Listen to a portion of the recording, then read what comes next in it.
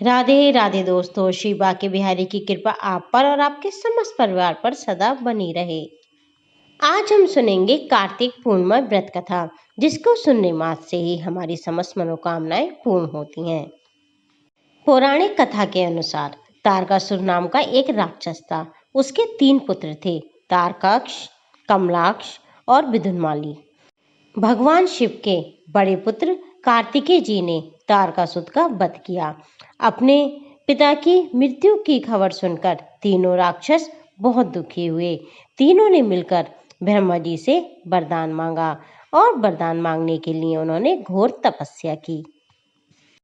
ब्रह्मा जी ने तीनों की तपस्या से प्रसन्न होकर कहा, मांगो, क्या वरदान मांगना चाहते हो।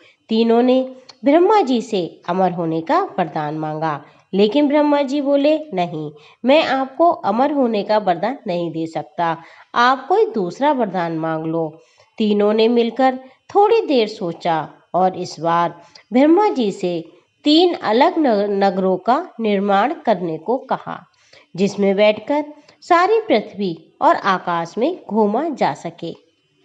और 1000 साल बाद जब हम मिलें तो तीनों नगर मिलकर एक हो जाएं और जो देवता तीनों नगरों को एक बार में नष्ट करने की क्षमता रखता हो, वह हमारी मृत्यु का कारण हो।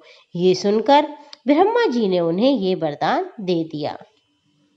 ब्रह्मा जी से वरदान पाकर वह तीनों राक्षस बहुत खुश हुए। ब्रह्मा जी के कहने पर मैं दानव ने उनके लिए 3 नगरों का निर्माण किया। तारकाक्ष के लिए सोने का, कमलाक्ष के लिए चांदी का और बिगुनमाली के लिए लोहे का नगर बनाया गया। तीनों ने मिलकर तीनों लोकों पर अपना अधिकार जमा लिया।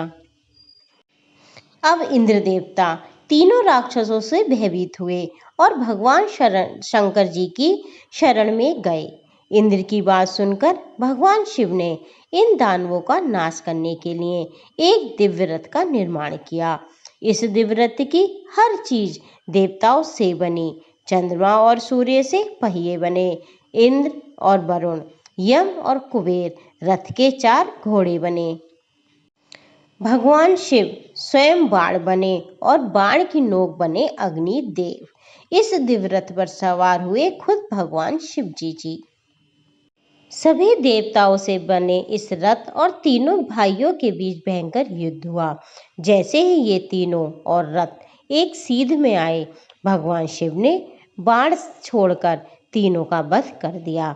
इसी वध के बाद भगवान शिव को त्रिपुरारी कहा जाने लगा। ये वध कार्तिक पूर्णिमा को हुआ था, इसलिए इस दिन को त्रिपुरारी पूर्णिमा भी कहा जाता है।